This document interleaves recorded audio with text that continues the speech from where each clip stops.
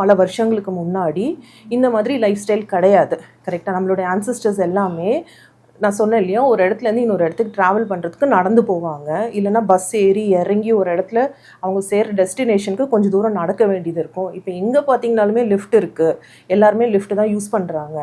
Activity பார்த்திங்கனாலே கம்மி ஆயாச்சு.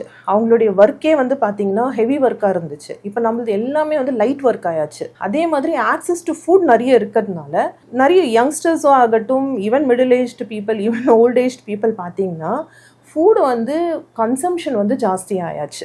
So there is a huge shift from what happen 20 years before and what is happening right now. ஏன்னா food access நிறைய இருக்குது.